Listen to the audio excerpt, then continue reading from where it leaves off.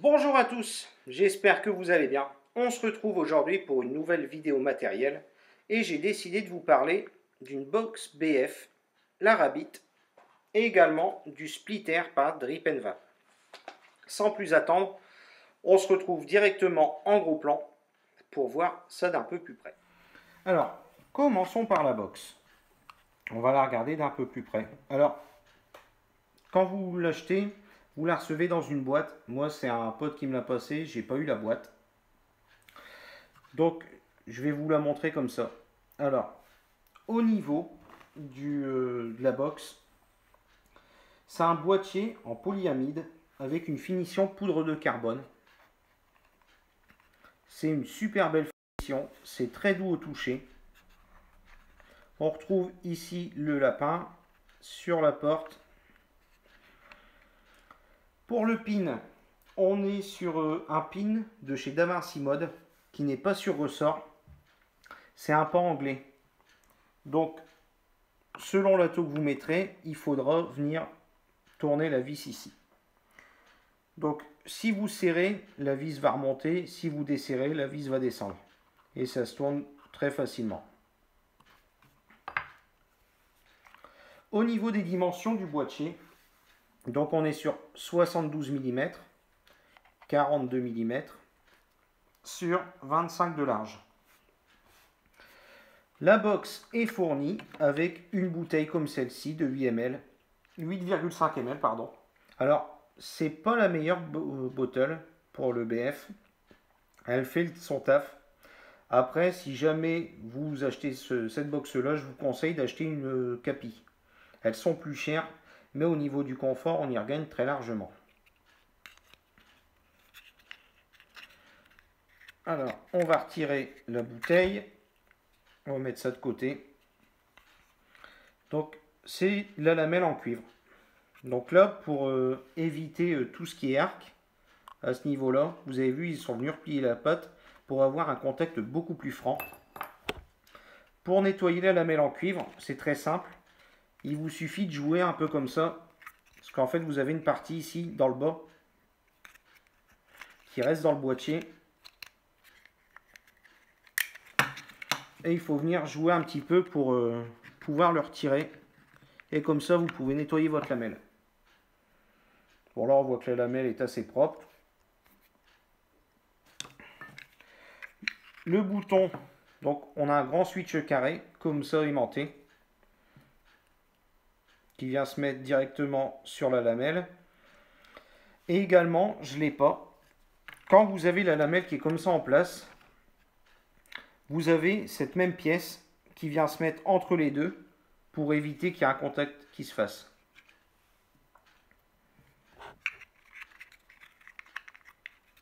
On va remettre le bouton.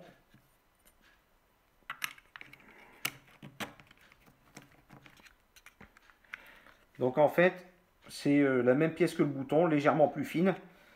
Et elle va venir se mettre juste ici, entre les deux lamelles, pour éviter de faire un contact.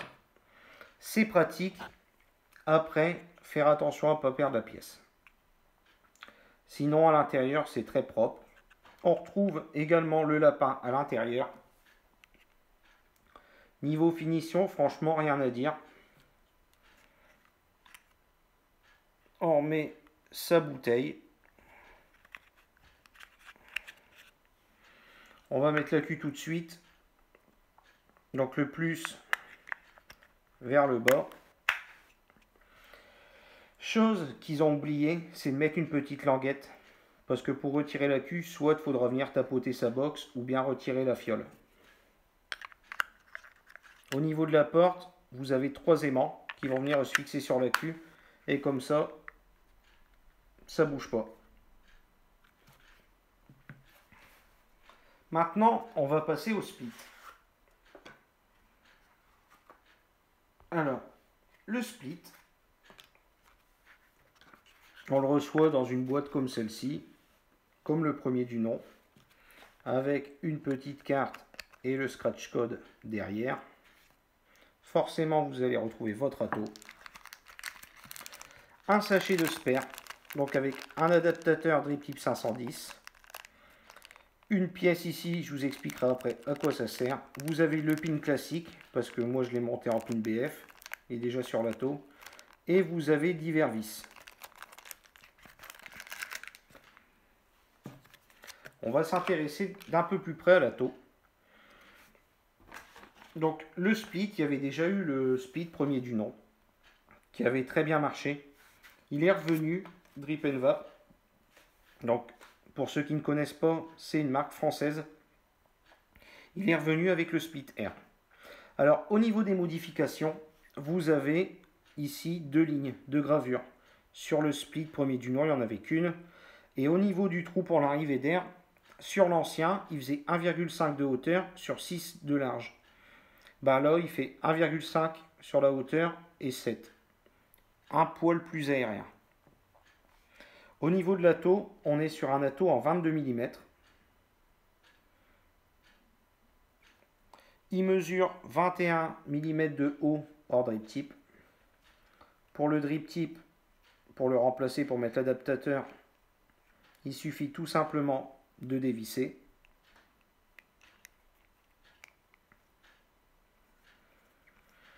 Et gros avantage par rapport à son prédécesseur.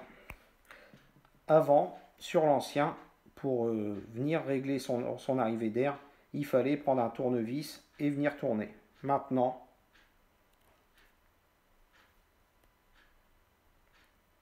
on peut le faire en tournant le drip tip. Donc ça, c'est un confort à l'utilisation. Alors, on ne le règle pas souvent, mais si jamais on a envie de tester un autre montage, surtout au début, c'est beaucoup plus facile maintenant. Alors, au niveau du plateau, alors il y a une modification.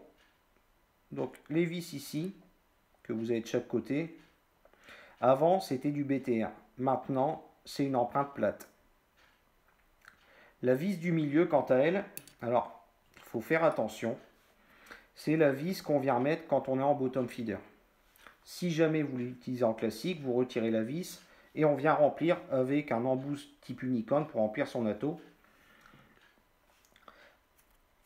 Mais le problème, c'est l'empreinte de la vis. Bien sûr, c'est le mauvais côté.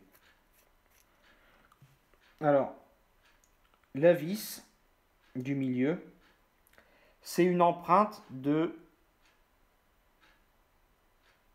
1. Alors, si vous prenez le tournevis que vous avez dans le Coilmaster, c'est un peu compliqué, il faut faire attention. Avec un petit tournevis comme celui-ci, c'est les petits tournevis porte-clés ou les petits tournevis bleus, il n'y a aucun souci. La pièce ici, donc le réducteur de chambre pour boucher les deux arrivées de liquide parce qu'on peut le monter en simple ou en double.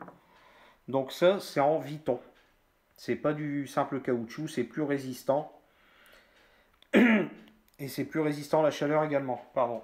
Un petit peu mal à la gorge. Au niveau du tank, sur le premier, on était en Pyrex. Sur celui-ci, on est en quadrant. Donc le quadrant, j'en ai déjà parlé, c'est entre guillemets un plastique utilisé par les modeurs, bien plus résistant que le PMMA. Le tank fait 1,3 ml de contenance. Alors, c'est petit, c'est vrai. Après, c'est pas un atto destiné aux grosses vapes. Et vous avez la possibilité de lui rajouter le X-Tank ou le Q-Tank, qui peuvent le faire passer jusqu'à 2,5 ml, il me semble. Les trous que vous avez ici pour passer votre coton, ils sont suffisamment larges, ils font 3,5 mm de diamètre. Et les deux petits trous que vous voyez ici de chaque côté, c'est les trous pour la dépression dans le tank, pour chasser l'air.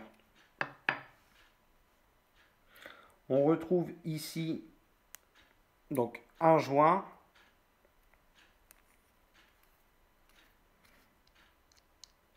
Ça se dévisse assez facilement. Vous en avez un en dessous pour l'étanchéité.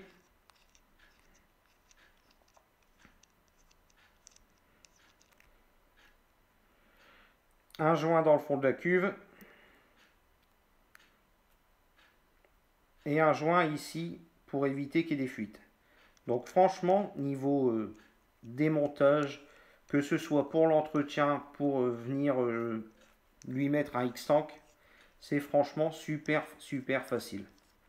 C'est un atout qui est très facile à vivre. J'avais beaucoup aimé le premier du nom.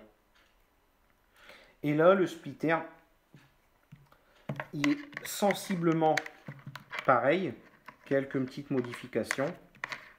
Mais j'étais très pressé. J'avais très envie de le tester. Au niveau du montage, bah, il n'y a rien de particulier.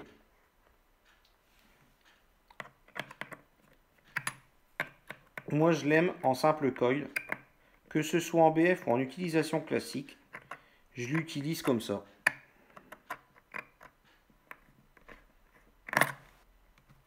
Hop. On va l'ouvrir un petit peu plus. Je suis pas très adepte du double coil. Ça consomme plus de liquide, tout ça, et j'ai l'habitude du single.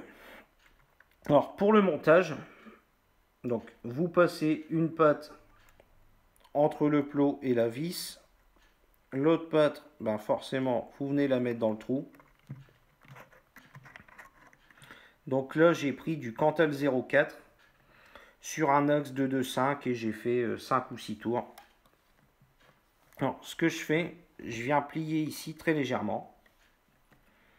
Je maintiens mon fil. Je viens serrer. Et après, je serre la vis ici au milieu.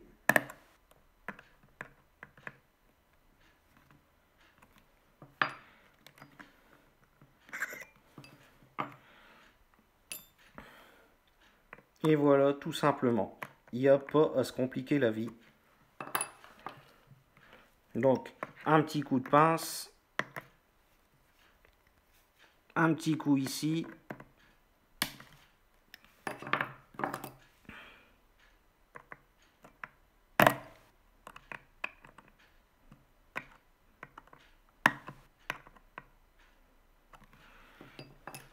Alors, chose à faire très attention. Vous voyez au niveau du plateau, à l'endroit où passe le fil, vous avez un décroché. Quand vous allez shooter pour vérifier la valeur de votre résistance, faites très attention. Parce que si ce fil la touche, vous allez casser la patte. Alors, avec l'habitude, le fil passe en dessous. C'est pour ça que j'ai mis la partie basse du coil. Vous voyez, vous avez toujours une patte en haut, une patte en bas. La patte en bas, je la mets toujours ici.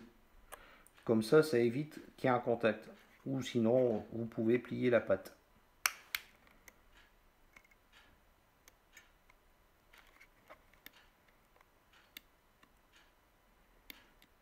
Donc on vient shooter très gentiment. Valeur de résistance 0,36.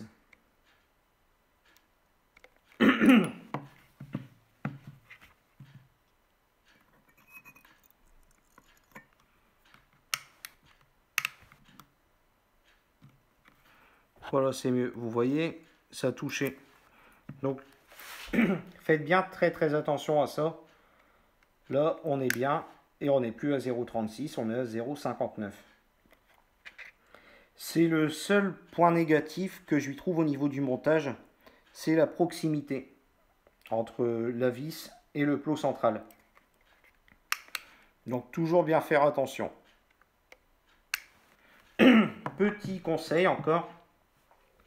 Alors, sur le split premier du nom, on m'a souvent dit le split, j'aime pas, il y a des remontées de liquide, c'est pas agréable, ça brûle, etc.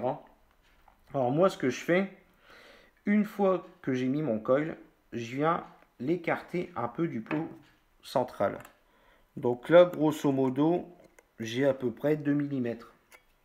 Comme ça, en cas de projection, plutôt que d'avoir les projections dans la bouche, elles se feront sur la cloche. Et ce sera beaucoup plus agréable pour vous. Donc voilà au niveau du montage. Maintenant, on va passer au cotonnage. Alors, je vais vous parler d'un nouveau coton. Enfin, je vais vous en parler dans une future vidéo. Aujourd'hui, je vais l'utiliser. C'est le coton Fury par vapeur mécanique.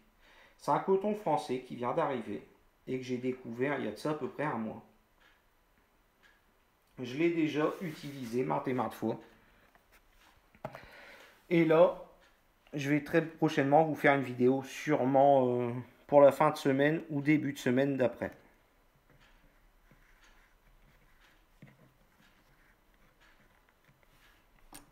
Alors, au niveau du coton, donc tank de 1,3 ml, on n'est pas obligé de bourrer de coton.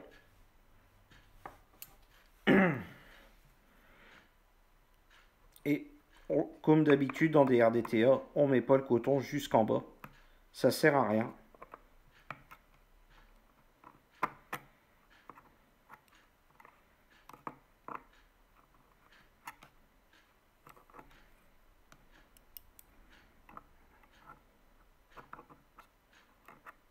Voilà.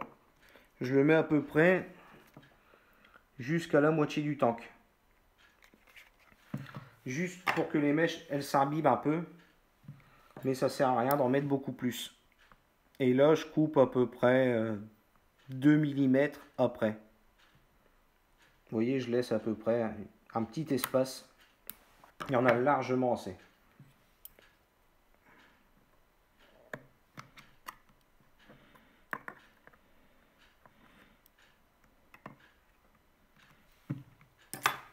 Donc dedans, on va lui mettre du No Panic de Cloud of Lolo dont je vous ai déjà parlé. On va imbiber gentiment sa résistance plutôt que d'attendre en se conquant.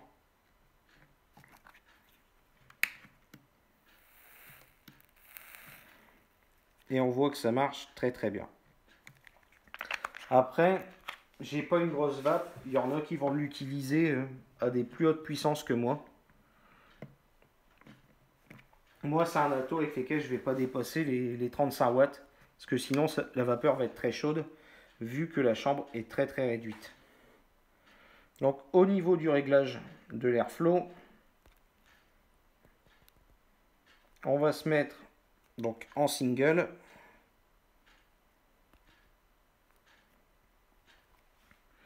On va remettre le réducteur de chambre. Ah bah, il est déjà dessus. Hop.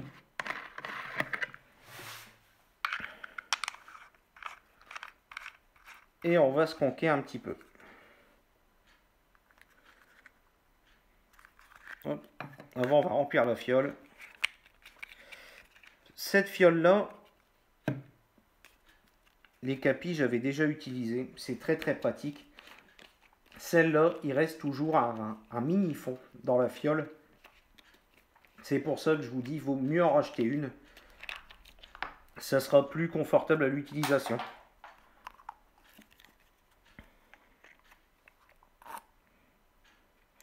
Donc la fiole, je ne sais plus si je l'ai dit, elle fait 8,5 ml. Plus les 1,3 ml du split, on a une autonomie très très confortable. Surtout si on n'a pas une très très grosse vape. Là, vous êtes parti pour un bon moment. Moi, grosso modo, je vape à peu près 10-15 ml par jour. Et là, bah, ça me fait 9,8 ml. La porte, elle se remet facilement. Ça bouge pas. Alors, sur le split, quand vous voulez sconquer, n'appuyez pas comme des bourrins. Parce que si vous appuyez trop fort, le liquide va ressortir par les trous de dépression et ne va pas venir remplir votre tank. Donc on y va gentiment, on voit que ça se remplit déjà bien.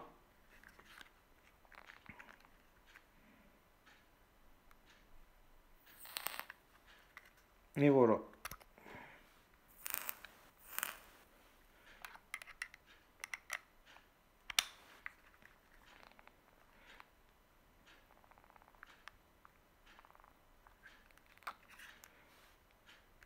Donc le tank est quasiment plein. Maintenant, on va repasser sur ma face et on va voir comment ça va. Donc nous revoilà sur moi. Alors, en simple coil, 0,59 et la Q, il doit être à peu près à 3,8 V. Donc je ne vais pas envoyer lourd. Un trou ouvert à fond, quand j'ai envie de me faire plaisir, d'envoyer un peu plus.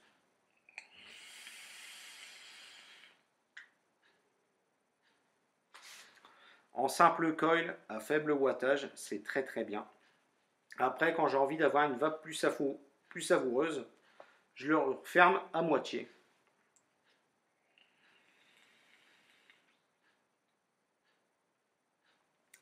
Au niveau production de vapeur, on perd un peu, mais c'est pas énorme. Par contre, j'y regagne vraiment en saveur et ça me plaît un peu plus. L'avantage de ce split, c'est qu'il va être assez polyvalent. Pas en termes de montage, il faut rester sur des fils classiques. Par contre, vous allez pouvoir avoir du très restreint ou du relativement assez aérien. Donc, on va passer au plus et au moins, parce que cet atto et cette box ne sont pas sans défaut. Alors, c'est pas des trucs énormes, notamment sur la box, le fait qu'il n'y ait pas de petite tirette, une petite languette dans la box pour retirer son accu. C'est un peu, c'est pour chipoter, mais moi ça me dérange. Après, vous avez la possibilité, j'ai vu sur internet, de mettre un morceau de scotch autour de votre accu. Comme ça, vous pourrez venir le tirer. Au niveau du switch verrouillable, donc la petite pièce qu'on vient rajouter, c'est bien. C'est pratique qu'on puisse la verrouiller. Après, j'ai vu, il y en a qui viennent la coller ici en dessous sur la lamelle, ou bien ils viennent le mettre sur leur accu pour pas la perdre. Par contre, vu que c'est une pièce à rajouter en plus, ben on n'est pas à l'abri de la perdre. Sur la longue gomme, je crois, ou sur la molly, enfin l'une des deux, vous avez un switch rond, je crois que c'est la longue gomme, et vous avez la possibilité de faire un quart de tour et ça vient verrouiller votre switch. Je trouve ça beaucoup plus pratique comme système. Après, comme je le dis, c'est encore une fois pour chipoter. La box est très très bien. Le polyamide avec la finition en poudre de carbone, je trouve ça super agréable. Autre défaut, pour certains, les box BF en méca, quand on prend de l'original, c'est assez onéreux. On dépasse très facilement les 100 euros. On est plus entre 150 et 180. Celle-ci a un avantage, elle est à 130 euros. 130 euros, ça va faire un budget quand même. Tout le monde ne va pas pouvoir se le permettre. Par contre, elle est mieux placée que ses concurrentes. Elle est relativement assez facile à trouver. D'autres aussi, mais vous prenez par exemple une Frankenskull. Pour en trouver une, il faut se lever de bonne heure. Celle-ci, vous pouvez la trouver et elle est beaucoup moins chère. Au niveau maintenant du split. Le split a quant à lui également des petits trucs. Par exemple, le fil, vous avez vu, c'est très facile de venir toucher le plot central. Donc faites-y très attention. Pensez également à bien rapprocher vos coils des arrivées d'air pour éviter les projections dans la bouche. Et qu'on remplisse en BF ou avec une fiole unicorne, il faut vraiment remplir très très doucement son tank pour éviter que ça ressorte par les trous pour la dépression.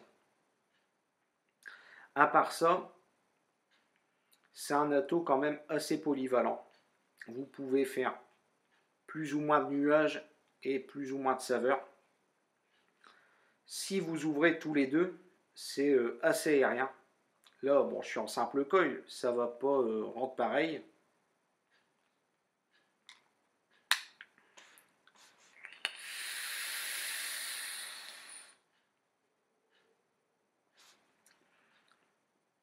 On perd en saveur. Bon, par contre, c'est super aérien. Vous faites un double coil, il y a moyen de se faire plaisir très très largement avec ça. Moi, je le préfère en single, moins de consommation au niveau des accus, moins de consommation au niveau liquide, etc. Après, chacun fait comme il le souhaite. On a tous nos préférences. Il faut respecter la vie de chacun. Et le split pique un peu plus. Le packaging est très bien fourni. Mais au niveau tarot, il faut compter à peu près 140 euros. De temps en temps, on arrive à en voir passer d'occasion aux alentours des 80. Mais 140 euros, ben, encore une fois, c'est un budget qui passe pas pour tout le monde.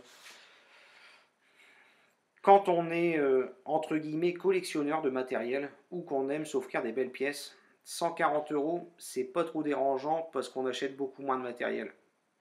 Il y a des vapoteurs qui vont s'acheter des atos à 30 ou 50 euros, mais qui vont en avoir 7 ou 8. Par contre, il y a des gens qui vont acheter des atos à 140 euros, mais qui vont en avoir 3. Donc au final, niveau tarif, on est à peu près pareil. C'est juste la quantité de matériel. Avant, j'ai été vapoteur, collectionneur, acheter un peu tout ce qui sort, beaucoup de pas cher. Et quand j'ai eu l'occasion de découvrir du matériel de modeur, j'ai réduit ma collection parce qu'au final, je me servais que des mêmes choses. Donc encore une fois, libre à chacun. En tout cas, moi, ce split m'a conquis. La Rabbit, je la trouve excellente. J'ai déjà eu l'occasion de tester des box BF Mecha. Malgré ses petits défauts, au niveau touché, prise en main, sensation que j'ai à la vape, c'est celle que je préfère. Donc voilà, j'espère que cette vidéo vous aura plu et je vous dis à très bientôt pour la vidéo du Coton Fury.